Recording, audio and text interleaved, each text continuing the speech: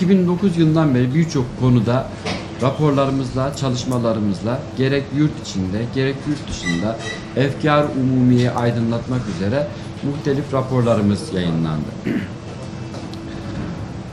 Bugün de önünüzde Hindistan'la ilgili bir raporumuz var. Bu raporumuzun basın açıklaması için karşınızdayız. Kadim medeniyet ve yeni dünya düzeni arasında Hindistan isimli bu raporumuzu İbn Haldun Üniversitesi öğretim görevlilerinden Doktor Mehmet Özay hocamızın mihmandarlığında ve raportörlüğünde hazırladık. İlgi ve alakanıza arz ediyoruz. Ben şimdi sözü bu çalışmamızın raportörü hocamıza bırakıyorum açıklama için. Buyurun hocam. Evet, herkese hayırlı sabahlar diliyorum. Kıymetli basın mensupları ve değerli konuklar. Söz konusu Hindistan raporu ile ilgili özet açıklamamız şu şekildedir.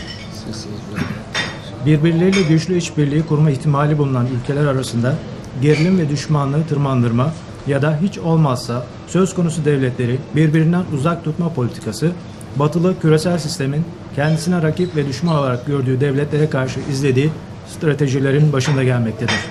Türkiye-Hindistan ilişkileri de başta İngiltere olmak üzere Batı dünyasının bu yönde en çok çaba harcadığı alanlardan biridir.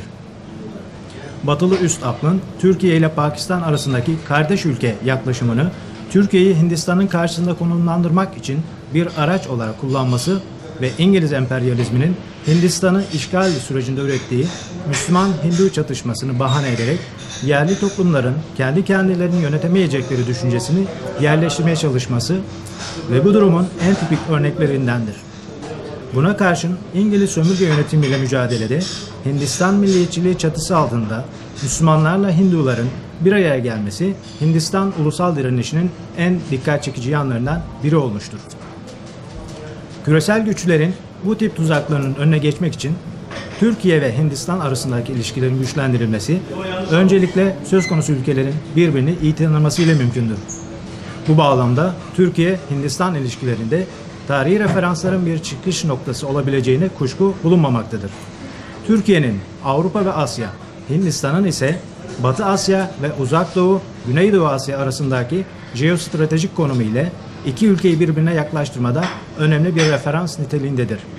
Ayrıca Türkiye gibi deniz yollarının bağlantı noktası üzerine bulunan bir ülkenin Hindistan'la turizm boyutunda kuracağı ilişkilerde yeni yaklaşımlarla yeni açılımlar yapma imkanı bulunmaktadır.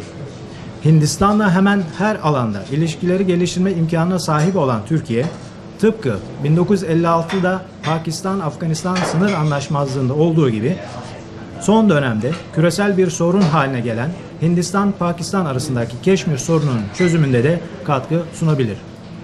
Bununla beraber Hindistan topraklarında yaşayan Türk soylu toplulukların varlığı, Türkiye'nin dil, kültür ve sanat varlıklarının bölgeye ulaştırılmasını teşvik edici bir nitelik taşımaktadır. Bu sürecin söz konusu kitlelerin geçmişle bağlarını kurmak suretiyle iki ülke halkları arasındaki ilişkinin güçlendirilmesine katkı sunacağı şüphesizdir. Raporda bu amaca yönelik olarak Hindistan hakkında genel bilgilerin yanı sıra tarihi, coğrafyası ve kültürüne de değinilmiştir. Öte yandan Türkiye-Hindistan ilişkilerinin geliştirilmesinde başat rol oynama potansiyeli bulunan bilişim, ticaret, kültür ve sanat, turizm gibi alanlara dair perspektif ve öneriler sunulurken Hindistan alt kıtasında yani Hindistan, Pakistan ve Bangladeş'te yaşayan 500 milyondan fazla nüfusu sahip olan Müslüman halkla yakın ilişkiler kurmanın önemine de dikkat çekilmektedir. Raporda ayrıca son yıllarda Hindistan'da tırmanışa geçen ırkçı eğilimlere ve uzun yıllardır devam etmekte olan Keşmir sorununa da değinilmiş, yaşanan ve yaşanması muhtemel ihlallere dikkat çekilmiştir. Siyaset, ekonomi ve kültür sanat alanında geliştirilecek ilişkilerin sorunların çözümünde hayati öneme sahip olduğu gerçeğinden hareketle bu amaca yönelik stratejiler sunulmuştur. Bu minvalde Türkiye'nin bölgeye yönelik politikasında öncelik vermesi gereken hususlardan birkaçını şu şekilde aşağıda sıralayabiliriz. Türkiye'nin bölgede kalıcı barışın tesisi ve korunması yönünde İslam İşbirliği Teşkilatı, BRICS, D8, Şangay Beşlisi, Körfez Ülkeleri İşbirliği Konseyi gibi uluslararası kuruluşlar ile Endonezya, Japonya, Malezya ve bazı Arap ülkeleriyle yakın işbirliği içinde bulunarak eğitim ve ekonomi ile ilgili alanlarda belirli noktalarda katkı sunmalıdır.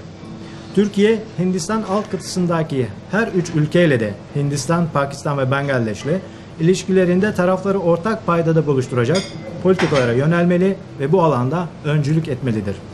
Hindistan'ın yaklaşık 150 milyonluk Müslüman nüfusunun temsil makamındaki sivil toplum kuruluşlarıyla sürdürülebilir temaslar kurulmalı ve dünyanın en fazla Müslüman nüfusuna sahip ülkelerinden biri olan Hindistan ile daha yakın ilişkiler tesis edilmelidir. Hindistan'daki Hindu, Müslüman ve Sih dini grupların arasında toplumsal barışın inşasına yönelik gayretlere destek sunulmalıdır.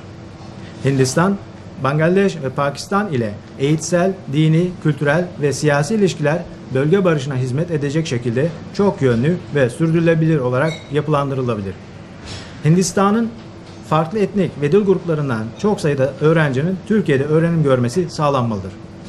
Türk akademik çevrelerinin zengin Hindistan tarihi ve kültürü başta olmak üzere son dönemde gelişim gösteren mühendislik, tıp ve uzay bilimler alanlarında çeşitli araştırma gelişme projeleri çerçevesinde iki ülke arasında yapıcı sürece katkıda bulunması sağlanmalıdır.